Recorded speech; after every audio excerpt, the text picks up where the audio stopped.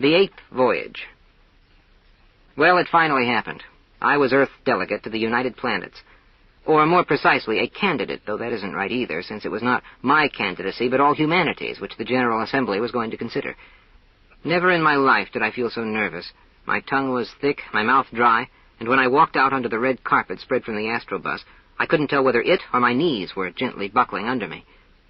Speeches would surely have to be given, but I was too choked with emotion to stammer out a single word, so that when I caught sight of a large, shiny machine with a chrome counter and little slots for coins, I hurriedly inserted one, placing the cup of my thermos underneath its spigot.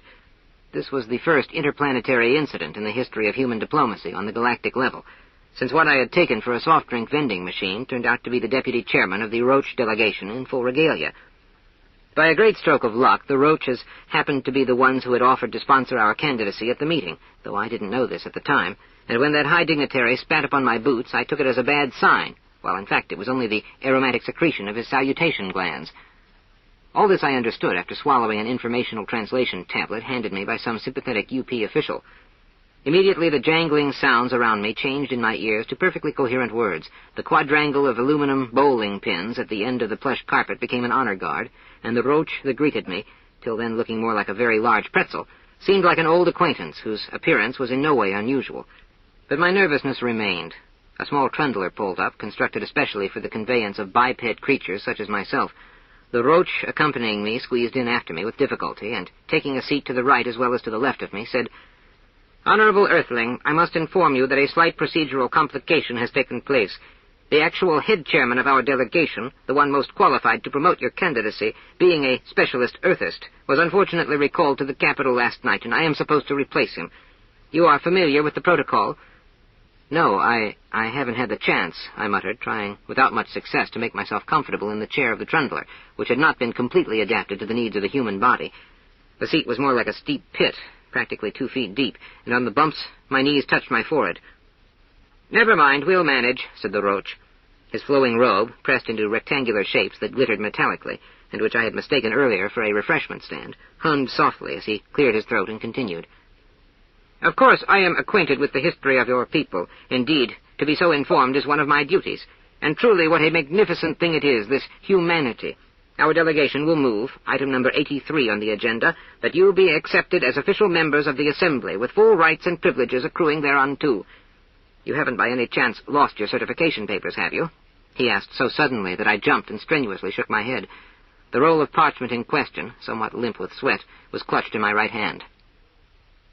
"Good," he said. "So then, yes, I shall deliver a speech depicting your great achievements which entitle you to take your rightful place in the Astral Federation. This is, you understand, a kind of ancient formality. I mean, you don't anticipate any opposition, do you?"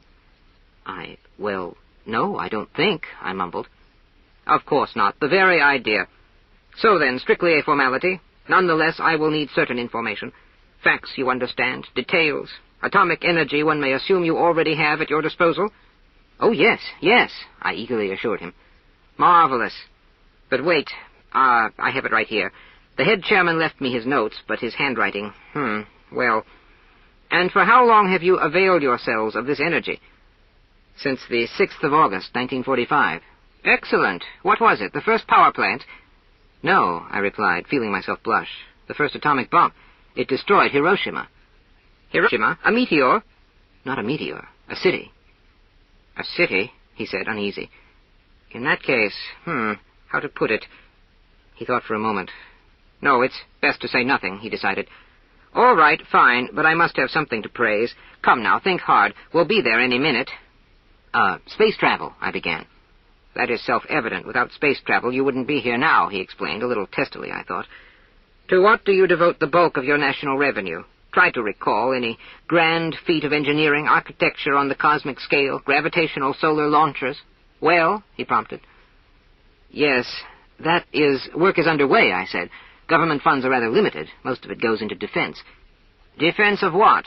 The continents? Against meteors? Earthquakes?" "No, not that kind of defense. Armaments. Armies." "What is that? A hobby?" "Not a hobby. Internal conflicts," I muttered. "This is no recommendation," he said with obvious distaste. "Really, you didn't come flying here straight out of the cave."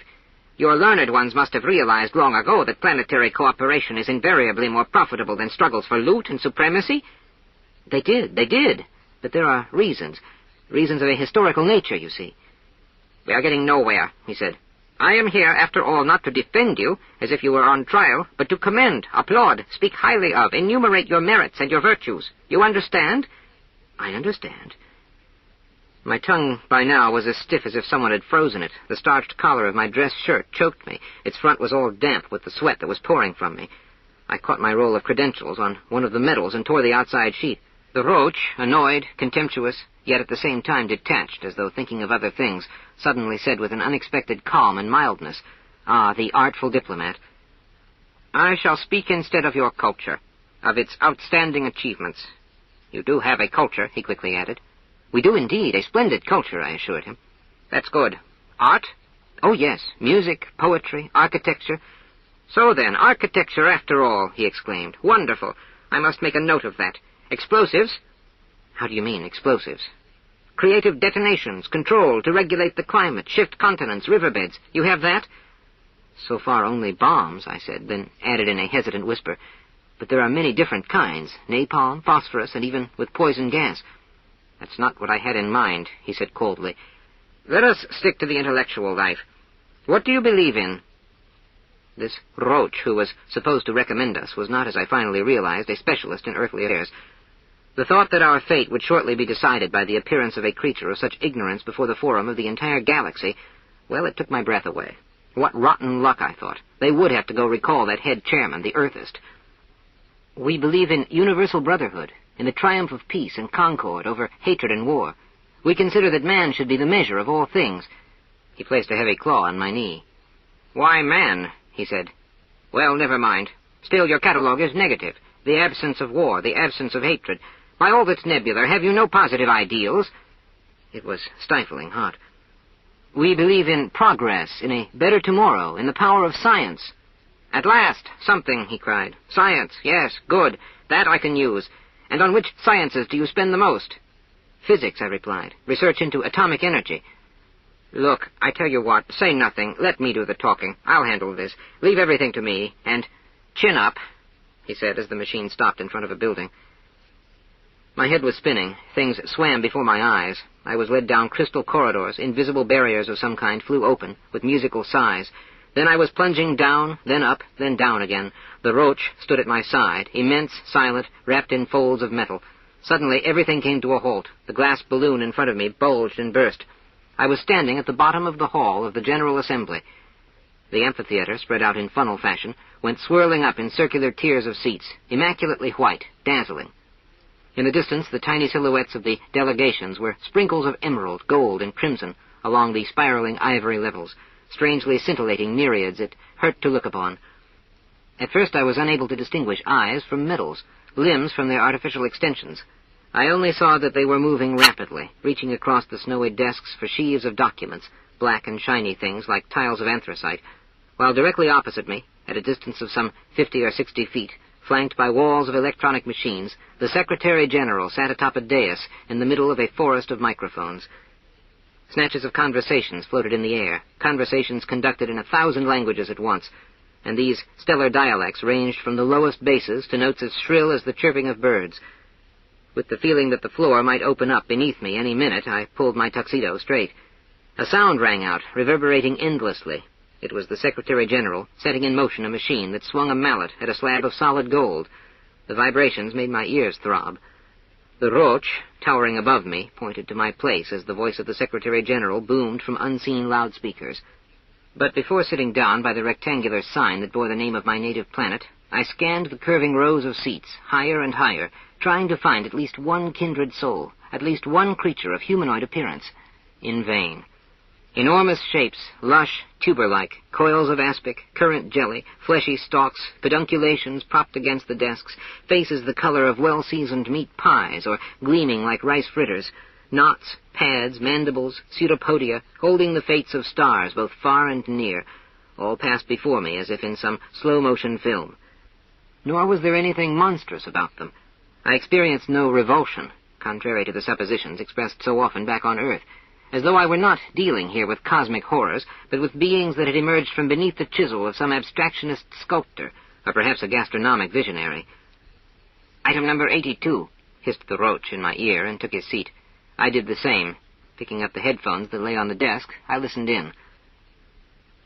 "The appliances which, pursuant to the treaty ratified by the esteemed Assembly, were in full accordance with the terms specified in that treaty, delivered by the Altair Commonwealth to the Sexpartite Alliance of Fomolo, have displayed, as was confirmed by the report of the ad hoc subcommittee of the UP, certain properties which cannot be accounted for by minor deviations from the technological prescription agreed upon by the esteemed parties involved. Granted, as the Altair Commonwealth correctly notes, the radiation sifters and planetary regulators it manufactured were indeed supposed to possess the ability to reproduce, guaranteeing thereby the creation of machine progeny, which was duly provided for in the contract drawn up between both the esteemed parties involved. Nevertheless, that potentiality should have taken the form, in compliance with the engineering code of ethics that binds all members of our Federation, of individual budding, and not resulted from the endowment of the above-mentioned mechanisms with programs of opposing signs, which, unfortunately, did in fact take place. This programmed polarity led to the creation, within the main energy compounds of Fomolo, of prurient tensions, and, as a consequence of these, scenes that were not only offensive to public morality, but which entailed serious material losses for the plaintiff party as well.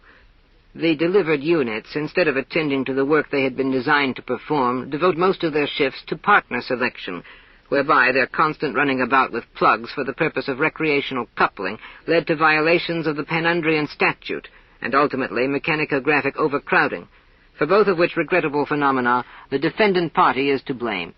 And so we hereby declare the debt to Altair null and void." I put down the phone with a splitting headache. To hell with these machines offending the public morality. Altair, Fomolo, and all the rest of it. I had had enough of the UP and wasn't even a member yet. I felt ill. Why did I even listen to Professor Tarantoga? What use to me was this awful honor that obliged me to blush for the sins of others? Instead, I should have... An invisible current ran through me, for there on the enormous board flashed the digits 8-3, and I felt a vigorous jab. It was my roach who, jumping to his claws, or perhaps feelers, pulled me after him. The sun lamps floating beneath the ceiling of the hall directed upon us a blazing flood of azure light, bathed on all sides by beams of radiance which seemed to shine right through me, and numbly clutching my thoroughly limp roll of certification papers, I heard the powerful bass of the roach booming at my side, voluble and unconstrained, filling the entire amphitheater, yet the content of his speech reached me only in snatches, like sea foam during a storm, spraying the one who dares lean out over the pier. "This marvelous Earth," he couldn't even pronounce the name of my native planet properly, "this noble humanity, and here its distinguished representative, elegant, amiable mammals, atomic energy released with consummate skill in the foothills of their mountains, a youthful, buoyant culture, full of feeling, a deep faith in Dragundary, though not devoid of ambifribus." Evidently he was confusing us with someone else. "Devoted to the cause of interstellar solidarity, in the hopes that their admittance into this august body, bringing to an end the embryonic phase of their social development, though alone and isolated on their galactic periphery, plucky, independent, surely deserving." So far, in spite of everything, it's going well, flashed the thought. He's praising us, not badly either. But wait, what's this? "True, they are paired, their rigid underpinning, but one must understand, in this esteemed assembly, exceptions to the rule have the right to be represented, too. There is no shame in abnormality, the difficult conditions that shaped them. Aqueousness, even when saline, need not be an obstacle. With our assistance in the future they can rid themselves of this unfortunate appearance, which the esteemed assembly, with its customary generosity, will be willing, I trust, to disregard. And so, on behalf of the Roach delegation and the Sidereal Union of Beetlejuice, I hereby move that humanity from the planet Earth be recognized as a member of the United Planets, and that the honest Orthonian standing here be accorded therewith the full rights of an accredited delegate to that organization. That is all." A mighty roar broke out, interspersed with strange whistlings, but no applause, nor could there have been any in the absence of hands. This din and racket abruptly subsided at the sound of a gong, and the voice of the Secretary-General could be heard. Do any of the esteemed delegations intend to speak to the motion now under consideration, namely the recognition of humanity from the planet Arth? The radiant Roach, evidently extremely pleased with himself, dragged me back to my seat.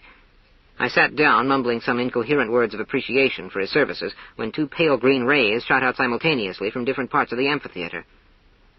"The representative from Thuban has the floor," said the Secretary-General. Something rose to speak.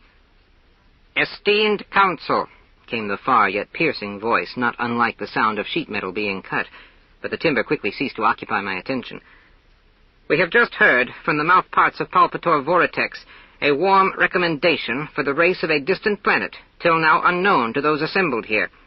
I should like to express my keen disappointment that the unexpected absence at today's session of Sulpitor Extravor has deprived us of the opportunity to acquaint ourselves more particularly with the history, the manners, and the nature of that race, whose presence in the UP all Rochdom so eagerly desires.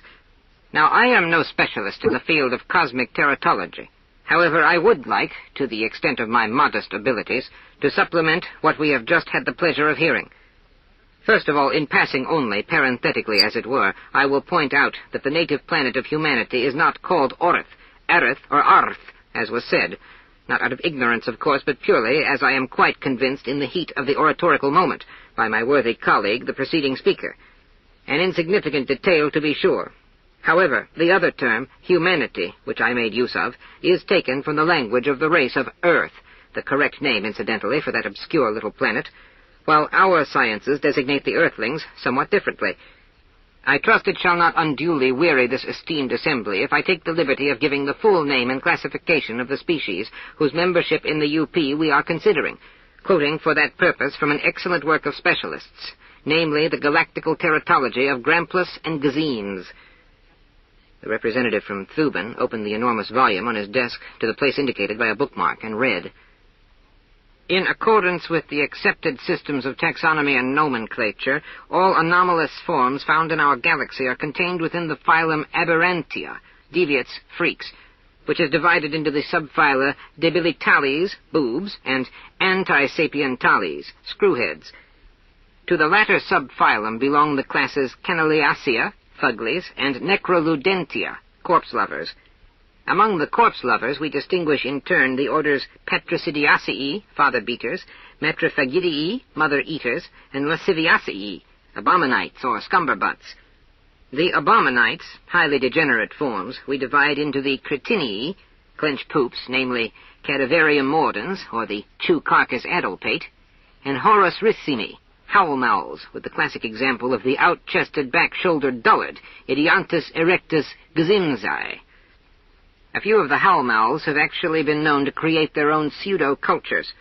Among these are such species as Anophilus belligerens, the bung-font tough, which calls itself Genius pulcherimus mundanus, or that most curious specimen, possessing an entirely bald body and observed by Gramplus in the darkest corner of our galaxy, Monstro terratum furiosum, the stinking Mimi, which has given itself the name of Homo sapiens." A clamor went up in the hall. The Secretary-General set in motion his machine with the mallet. "Stiff upper lip," hissed the Roach. I couldn't see him, what with the glare from the sun lamps, or perhaps it was the sweat getting into my eyes. A ray of hope flickered within me, for someone was demanding to be heard on a point of order, presenting himself to the assembly as a member of the Aquarius delegation, who was also an astrozoologist. He began to take issue with the Thubanian, but alas, only on the grounds that, as a disciple of the school of Professor Hagranoff's, he considered the classification put forward to be incomplete. For he distinguished after his mentor the separate order Degeneratores, to which belonged the foul jowls, upgluts, necrovores, and stiff-lickers. The application of the term monstroterratus to man, he also felt, was incorrect. Instead, one should follow the nomenclature of the Aquarian school, employing the more consistent term of bug-eyed bogus, artefactum abhorrens. After a brief exchange of remarks, the Thubanian resumed his speech. "The honorable representative of Rochia, urging upon us the candidacy of this so-called man the wise, or to be more precise, this bug-eyed Mimi, a typical example of a corpse lover, failed to mention, in his recommendation, the word albumin, apparently thinking it indecent. And indeed, the word does evoke associations which propriety forbids me to elaborate on here. To be sure, the possession of even that kind of living matter carries with it no disgrace. Cries of "Hear, hear." It is not in the albumen that the problem lies, nor in the bestowing upon oneself, when one happens to be a corpse-loving howler, the title of sapient human. This is but a weakness, quite understandable, if not forgivable, dictated by one's amour propre. No, the problem lies not here, esteemed counsel. My attention began to wander, blur, go blank. I was catching only snatches. And even carnivorism is no one's fault, if it results in the course of natural evolution. Yet the differences separating so-called man from his animal relatives are practically non-existent. Just as an individual who is higher may not claim that this gives him the right to devour those who are lower, so one endowed with a somewhat higher intelligence may neither devour nor murder those of lower mentality, and if he absolutely must do this, shouts of "He mustn't, let him eat spinach." If I say he must, by reason of some tragic hereditary affliction, he should at least consume the bloodied victims with dismay, in secret, in his lair in the darkest recesses of the cave, torn by feelings of remorse, anguish, and the hope that he will be able, some day, to free himself from that burden of unremitting murder. But such, alas, is not the behavior of our stinking Mimi. It desecrates the mortal remains, chopping, stewing, skewering. It toys with them, only afterwards to ingest them in public feeding places, in the presence of cavorting naked females of its species, which serves to whet its appetite for the dead. The necessity of changing this state of affairs, that cries out to the entire galaxy for revenge, never even enters its colloidal head. On the contrary, it has provided itself with higher justifications, which, residing somewhere between the stomach, that crypt of innumerable victims, and eternity, entitle it to continue murdering with a clear conscience. So much, then, not to take up the time of this esteemed assembly, for the activities and habits of man the wise. Among its ancestors there was one that seemed to promise much. I speak of the species Homo neanderthalensis. He deserves our attention.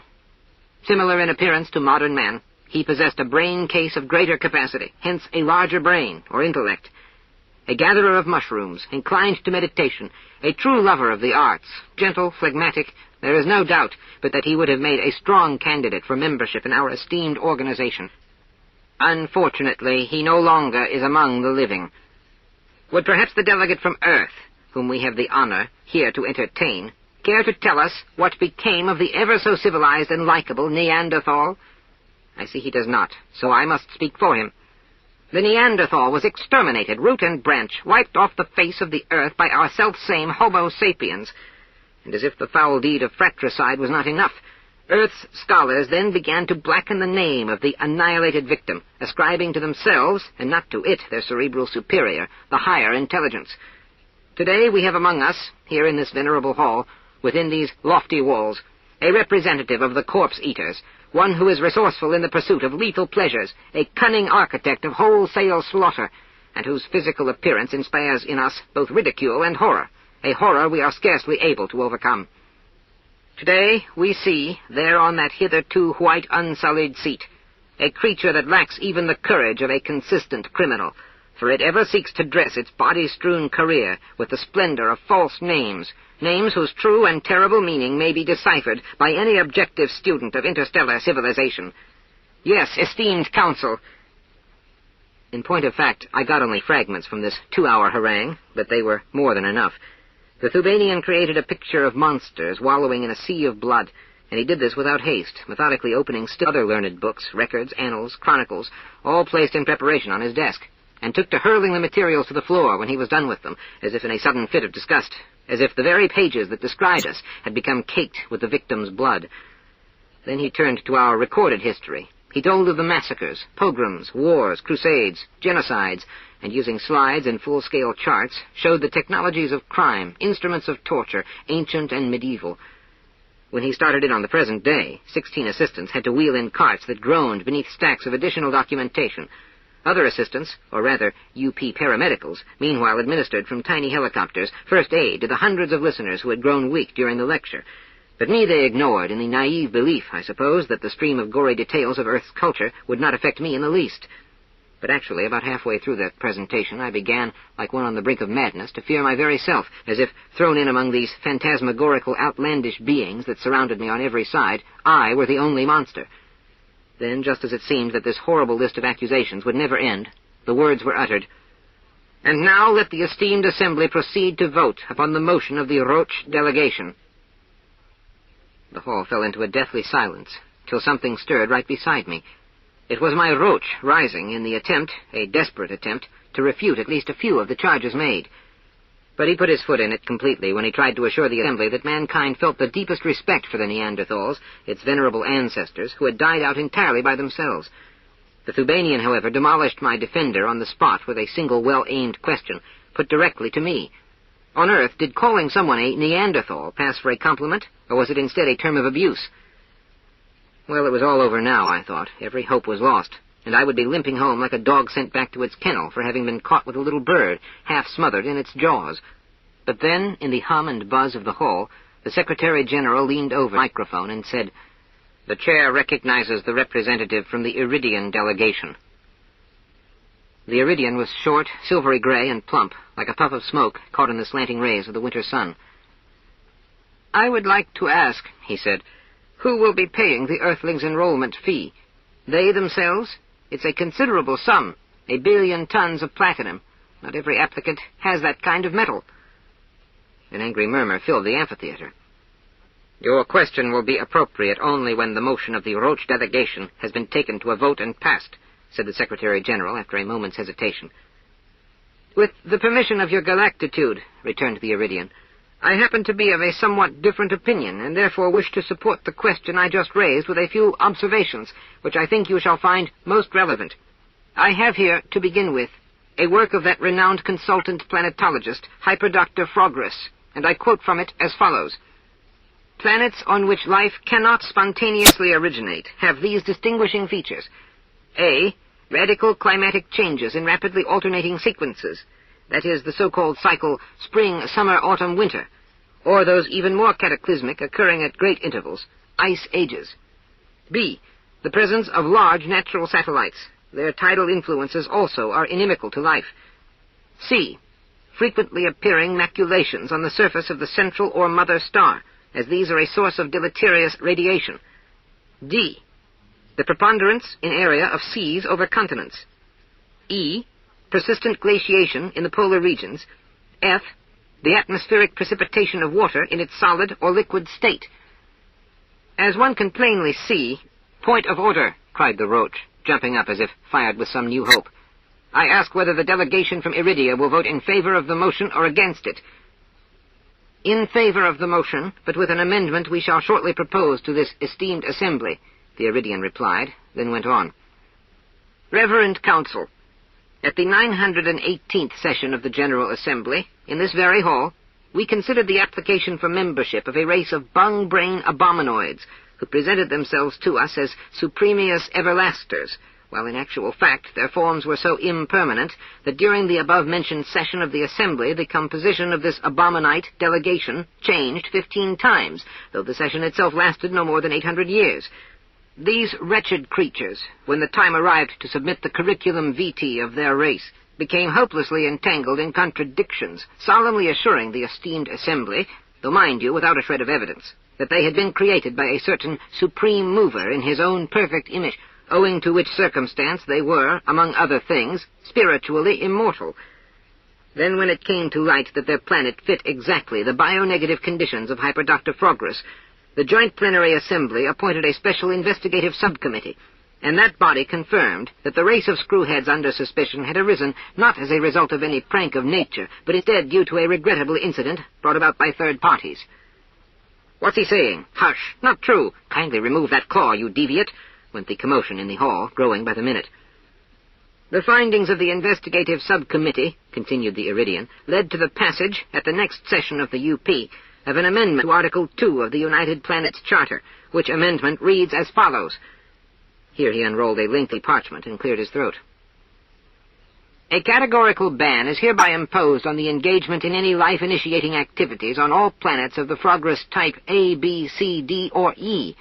Also the authorities in charge of research expeditions, as well as commanders of ships that land upon such globes, are as of now instructed to see to, and therefore held fully responsible for, the strict observance of the aforesaid ban.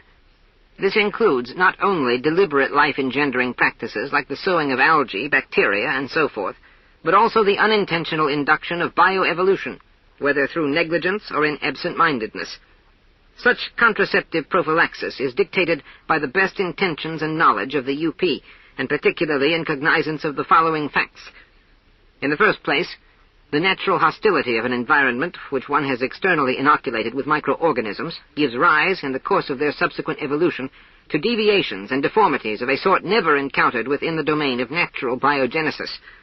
Secondly, these adverse circumstances produce species which are not only defective physiologically, but burdened as well with the severest forms of psychic abnormality. And if under such conditions there should develop beings possessing some small degree of intelligence, and this does on occasion happen, their existence will be filled with great mental suffering, for upon attaining the first stage of consciousness they immediately begin to search their surroundings for the cause of their own origin, and unable to find it there, turn in confusion and despair to blind, delusive faiths. In particular, since the normal course of evolutionary processes in the universe is unknown to them, they take their physical shape, however hideous it may be, as well as their way, such as it is, of thinking, for ordinary phenomena, entirely typical of those manifested throughout the macrocosm.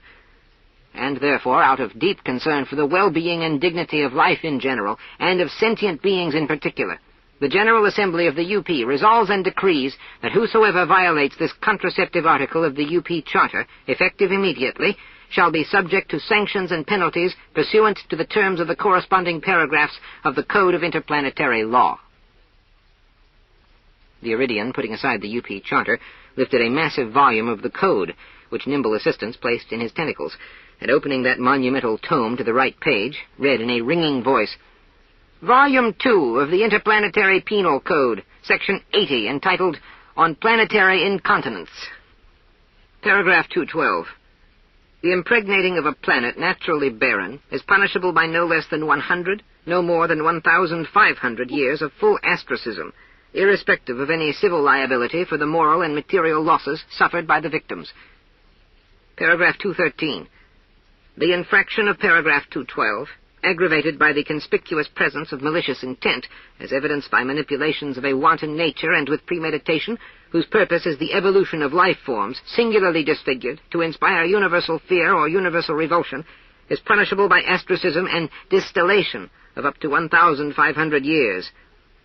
Paragraph 214. The impregnating of a barren planet as a result of carelessness, oversight, or through the slipshod application of appropriate contraceptive measures is punishable by ostracism of up to 400 years. If the act is committed in relative ignorance or otherwise reduced awareness of its consequences, the sentence may be reduced to 100 years.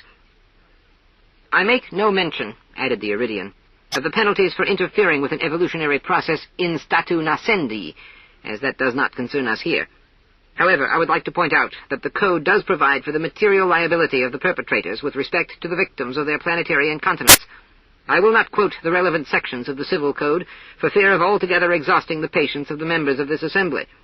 I note only that in the catalogue of spheres held to be definitively barren by Hyper-Dr. Frogress, no less than by the United Planets Charter and Interplanetary Penal Code, we find on page 2618, 8th line from the bottom, the following heavenly bodies: Ea, Egron, Earlsharn, Earth, East Bong, Eblis. My mouth fell open. The certification papers slipped from my hand. It grew dark before my eyes. "Pay attention," they were shouting in the hall. "Hear, hear! What does he mean? Down with! Long live!" As for me, to the degree that it was possible, I tried crawling under the desk.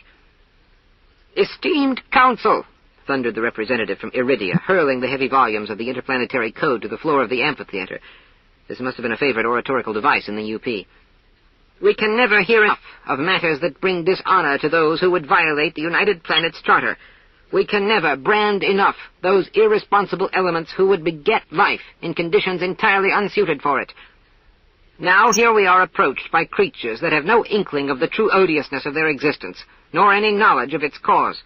Now here they come, knocking at the venerable door of this worthy assembly. And what then, pray, are we to tell them? All these abominoids, freak snouts, clinch poops, corpse lovers, mother-eaters, and addle-pates, wringing their alleged hands and falling to their alleged knees when they learned that in reality they belonged to the subphylum Artefacta, and that their supreme and perfect creator was some ship's cook who once poured out upon the rocks of a dead planet a bucket of fermented slops for his own amusement, imparting to that wretched source of life properties which later would make it the laughing-stock of an entire galaxy.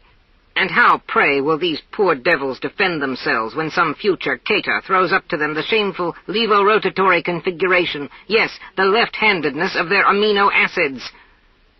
The hall was all a-boil. In vain did the machine repeatedly swing its mallet. They were howling on every side, "For shame! Down with! Quarantine him! Who is he talking about? Look at the Earthling dissolve! The Mimi is leaking all over!" I was indeed sweating like a pig. The Iridian, raising his stentorian voice above the general roar, cried, "I shall now put a few final questions to the honorable delegation from Rochia. Is it not true that many years ago there landed on the then-dead planet of Earth a ship carrying your flag, and that due to a refrigerator malfunction a portion of its perishables had gone bad? Is it not true that on this ship there were 2 space hands, afterwards stricken from all the registers for unconscionable double-dealing with duckweed liverworts, and that this pair of errant knaves, these Milky Way ne'er-do-wells, were named Gord and Lode? Is it not true that Gord and Lode decided in their drunkenness not to content themselves with the usual pollution of a defenseless, uninhabited planet, that their notion was to set off, in a manner vicious and vile, a biological evolution the likes of which the world had never seen before? Is it not true that both these roaches, with malice aforethought, malice of the greatest volume and intensity, devised a way to make of Earth, on a truly galactic scale, a breeding ground for freaks, a cosmic sideshow, a panopticum, an exhibit of grisly prodigies and curios, a display whose living specimens would one day become the butt of jokes told even in the outermost nebulae? Is it not true that, bereft of all sense of decency and ethical restraints, both these miscreants then emptied on the rocks of lifeless Earth 6 barrels of gelatinous glue, rancid, plus 2 cans of albuminous paste, spoiled, and that to this ooze they added some curdled ribose, pentose, and levulose, and as though that filth were not enough, they poured upon it 3 large jugs of a mildewed solution of amino acids, then stirred the seething swill with a coal shovel twisted to the left, and also used a poker likewise bent in the same direction, as a consequence of which the proteins of all future organisms on Earth were left-handed? And finally, is it not true that Lode, suffering at the time from a runny nose, and moreover egged on by Gord, who was reeling from an excessive intake of intoxicants, did willfully and knowingly sneeze into that protoplasmal matter, and having infected it thereby with the most virulent viruses, guffawed that he had thus breathed the fucking breath of life into those miserable evolutionary beginnings? And is it not true that this leftwardness and this virulence were thereafter transmitted and handed down from organism to organism, and now afflict with their continuing presence the innocent representatives of the race artefactum abhorrens, who gave themselves the name of Homo sapiens purely out of simple-minded ignorance? And therefore is it not true that the Roaches must not only pay the Earthlings' initiation fee to the tune of 1 billion tons of platinum, but also compensate the unfortunate victims of their planetary incontinence in the form of cosmic alimony? With these words, pandemonium broke loose in the amphitheater. I cowered. Flying through the air in every direction came portfolios, volumes of the Interplanetary Penal Code, and even material evidence, objects such as badly rust-eaten jugs, barrels, pokers. The Lord knows how they got there. Perhaps the clever Iridians, having some score to settle with the Roaches, had been conducting archaeological research on Earth since time immemorial, collecting the incriminating evidence, which was all carefully stored on board their flying saucers. But I found it difficult to ponder such a point, for everything was heaving around me. Tentacles and claws flashed past, and my Roach, extremely agitated, leaped up from his seat screaming something, but it was lost in the general bedlam, while I continued to sit, as it were, in the eye of the storm. And the last thought that pounded in my brain was the question of that sneeze with premeditation which had brought us into the world. The next thing I knew, someone seized me by the hair, painfully, till I groaned. It was the Roach, trying to demonstrate how solidly I'd been fashioned by Earth's evolution, and how little I deserved being called a paltry sort of creature, stuck together, and flimsily at that, out of rotten bits of refuse. And he walloped me over the head again and again with his enormous heavy claw. I felt the life slowly going out of me. My struggling grew weaker. I couldn't breathe. I gave a few last kicks in agony, and collapsed on my pillow. Half conscious, I jumped up immediately, sat on the bed, feeling my neck, head, chest, to make sure that all that I had undergone was but the product of an awful dream. I heaved a sigh of relief. But then later, some slight doubts began to trouble me. I told myself, for God's sake, it's only a dream. Somehow that didn't help. Finally, to dispel these gloomy thoughts, I went to see my aunt on the moon. But an 8-minute ride on a lunabus that stops right outside my house— no, I can hardly call this the 8th stellar voyage.